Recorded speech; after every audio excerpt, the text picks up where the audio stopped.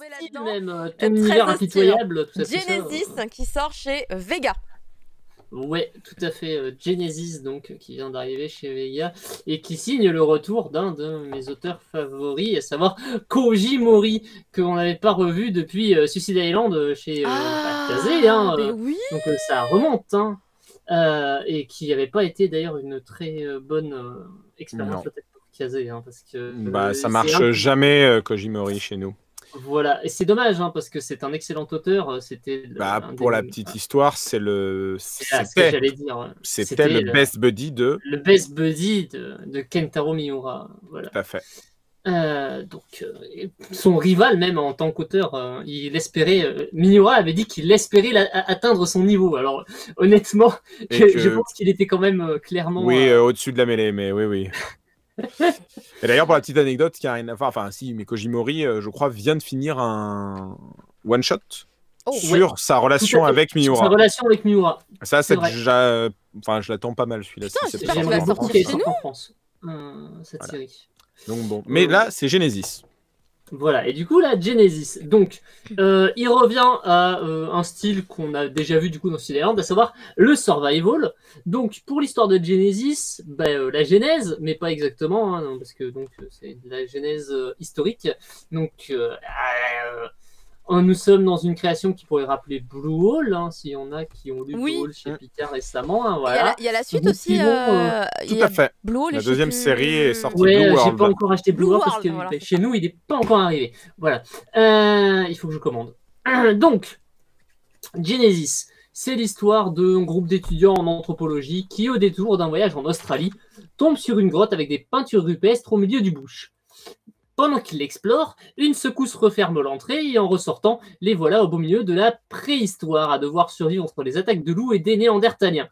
On repart donc sur une base survival pour un auteur qui est habitué au genre, qui à chaque chapitre nous ponctue le récit de documentation sur l'époque, la faune, la flore, les techniques de chasse et j'en passe.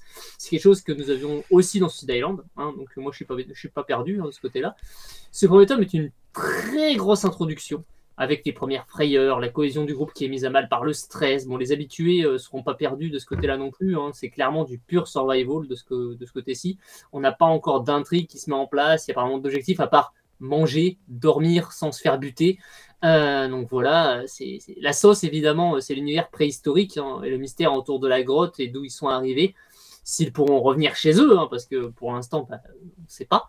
La grotte s'est effondrée. Est-ce qu'il y a un autre point pour repartir? Est-ce qu'ils vont devoir vivre la fin de leur vie dans la préhistoire? Est-ce qu'il y a d'autres gens dans leur situation? On ne sait pas.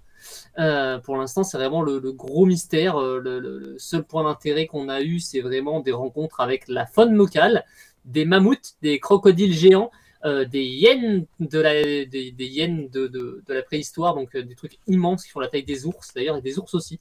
Donc voilà, hein, tout veut te bouffer, tout veut te buter. Les arbres sont peut-être empoisonnés, on ne sait pas. Et du coup, c'est complètement Suicide Island, mais avec une dose un peu plus fantastique peut-être, parce que c'est du voyage dans le temps en fait, hein. Donc peut-être plus de la science-fiction. Là où Suicide Island était dans du contemporain avec une base dystopique, donc c'est pas exactement pareil. C'est plutôt chouette. Pour un début, j'attends de voir le tome 2 parce que effectivement pour l'instant c'est juste du survival, mais c'est cool, hein. Franchement on retrouve le trait de Kojimori effectivement. Alors c'est vrai qu'il a un style qui est assez particulier quand il dessine, hein. De ce côté-là, il dessine très bien les animaux, les visages, c'est un coup à prendre au niveau de son trait. Ça plaît pas à tout le monde, hein. Clairement, j'ai vu que dans le chat, il y en a qui n'étaient pas super chauds. Non, c'est surtout Andy Millon disait que ça lui rappelait beaucoup Suicide Island et il était un peu décontenancé parce qu'il aime beaucoup ce qu'il a fait avant. Et là, il accroche pas à Genesis à cause de ça. Est-ce que tu trouves que ça ressemble à Suicide Island?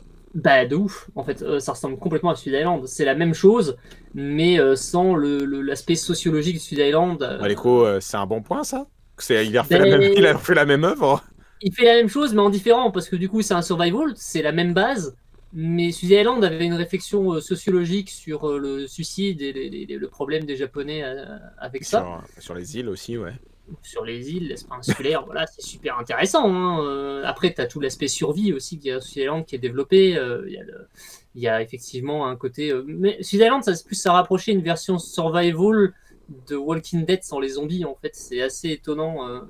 Là où Genesis, pour l'instant, c'est vraiment un groupe d'étudiants paumés dans le passé et qui du coup va devoir utiliser leurs connaissances de cette époque-là parce que du coup c'est des étudiants en anthropologie donc j'attends de voir la rencontre avec d'autres groupes parce que du coup en fait ils arrivent à un moment de l'histoire qui est la jonction entre la disparition des Néandertaliens et l'arrivée du coup de nous, à savoir l'Homo sapiens. Et ils en sont, donc va y avoir une forme de communication, peut-être du troc, va y avoir des échanges. C'est là où ça va devenir intéressant, parce que pour l'instant, c'est vrai que ce premier volume, c'est juste du survival pur, quoi. Avec, on fait du feu, on se planque dans une grotte, on attend. C'est ce que tu espères qui va arriver ou... C'est ce que j'espère qui va arriver. Ah d'accord, ok. Donc, oui, pour l'instant, j'ai aucune idée de ce qu'il va y avoir pour la suite. On a quand même du bol que ça soit des étudiants en anthropologie, hein. Ça aurait été des étudiants en informatique, ils auraient été là, ils ont été un peu dans la merde. Oh, putain, c'est quoi la commande pour annuler, bordel? Ça aurait été la team de Genshiken, ils auraient été mal aussi. Non, mais du coup, c'est marrant parce que Genesis, en fait, ça avait pensé à un autre titre qui est chez Dupuis, mais du coup en BD jeunesse, qui s'appelle Frank. Qui du coup un titre que je connais depuis. Mais dans Franck, il n'est pas étudiant en anthropologie, lui. C'est juste un gamin, un ado. Effectivement, c'est un ado. Et du coup, c'est un variant un peu plus jeunesse. Et Genesis, du coup, c'est le pendant adulte. Alors, j'attends qu'il y ait des moments un peu plus cradingues, parce que pour l'instant, vraiment, on a sur quelque chose d'assez soft. On n'a pas trop de violence. Là où Suicide Island était quand même assez cru par moments. Hein. Tu as des moments qui étaient plutôt sordides. Hein. Là, pour l'instant, c'est assez light. J'attends de voir parce que je sens que ça va quand même vite s'assombrir. On a quand même un petit aperçu sur la fin, donc voilà. J'attends de voir aussi si le groupe va rester soudé parce que généralement dans ce genre d'histoire, ça finit mal avec des machins qui finissent par se séparer, des gens qui pètent des câbles parce qu'ils supportent pas la situation et qui se mettent à agresser les gens, qui deviennent fous. Oui, j'ai lu Dragonette, je sais pas si vous connaissez. Mais oui, effectivement, Frank, dessinateur, un des co-auteurs de Goldorak, la BD, ouais, tout à fait. Très bon artiste. J'aime beaucoup Frank, c'est très chouette. Et d'ailleurs, c'est assez dur par moment, Frank. Mais du coup, c'est marrant, c'est comme hasard de voir Genesis. D'ailleurs, c'est peut-être pas un hasard. Hein. Ils se sont dit, ça ira bien. Après, les mecs qui ont lu Frank, ils vont grandir, ils vont lire Genesis après, quoi. Peut-être, hein, ça fait une porte. L'étape d'après, ouais. Voilà, c'est l'étape suivante. Ça serait une idée, pourquoi pas. Moi, j'aime bien les deux, donc ça me dérange pas, il n'y a aucun souci. Puis de toute façon, je prends du Kojimori sans problème, il n'y a aucun souci. C'est une série qui est encore en cours actuellement? C'est encore en cours, ouais. Je crois qu'on en est à 5 ou 6 volumes, je crois, au Japon à l'heure actuelle. Je crois quand ils l'ont annoncé, ils en étaient au 4e, et peut-être qu'il y a le 5e qui est sorti depuis, ou quelque chose dans le genre. Mais de toute façon, c'est pas terminé, et généralement, il met quand même du temps à terminer ces séries. Donc on part quand même sur un truc qui, à mon avis, fera plus de 10 tomes. S'il prend le temps de développer comme Suicide Island, qui s'est terminé en pas loin de 20 volumes quand même, c'était 18 je crois. Donc c'est vrai que c'est pas... c'est un coup. Surtout que bon, chez Vega, chez chaque volume fait 8 €. Hein, donc bon... C'est un format un peu plus grand aussi, c'est très légèrement plus grand que les autres formats. Légèrement plus haut, effectivement. Ouais, mais par contre, au niveau du nombre de pages, c'est à peu près identique. C'est pas Dragon Quest. Hein, voilà, par contre. La petite araignée dit qu'on en est à 9 volumes au Japon. 9 volumes? Ah ouais, c'est beaucoup plus que ce que je pensais. Mais du coup, c'est pas... c'est loin d'être terminé. Et effectivement, ça va dépasser les 10, hein, clairement, c'est évident. Moi, je suis content hein, si ça dépasse les 10, ça me va. Hein, parce que là, du coup, c'est vrai que sur un premier tome, tu restes un peu sur ta fin. Parce qu'effectivement, t'as la grosse introduction et on n'a pas encore le bout du truc, quoi. La fin, c'est vraiment le héros déterminé à survivre. Et voilà.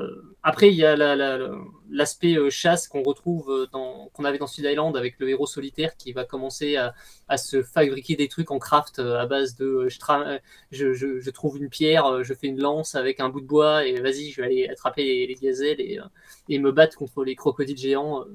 C'est complètement mon genre de délire, donc c'est vrai que c'est... Et sûrement qu'à un moment, il va trouver un chien aussi. Il va peut-être adapter un chien comme dans Suicide Island, effectivement. Le dogo. Très très bon bail, le dogo. Mais ouais, pour l'instant, c'est la même vibe, donc c'est vrai que ça me plaît beaucoup, mais il n'y a pas l'aspect très profond qu'il y avait dans Suicide Island pour l'instant. On est encore en surface. Donc il va falloir attendre un peu pour avoir le fond du truc. peut-être que ça va rester sur de la surface, ça serait un peu dommage. J'y crois pas parce que Mori est quand même capable de faire mieux. Super, bah écoute, merci beaucoup Prof Isekai. On quitte les univers un petit peu hostiles, on va se diriger vers une contrée beaucoup plus accueillante. Est-ce qu'on entend les ronrons de mon chat? Non. Non, mais j'aimerais beaucoup. Ils étaient forts tout à l'heure. Moi C'était non, genre pas hyper spécialement, donc moi je suis heureux. Moi, j'en ai un là, j'en ai un là. Mais du coup, j'en profite 2 secondes avant de commencer la... Tu veux parler de Genesis? Non. Pas du tout, non, Ah, je voulais ok. juste... parce On que peut tu donc reparles, passer- t'as Il y a pas de reparlé... Phil Collins, par contre, dans Genesis. Je tiens à le dire. Non, t'inquiète.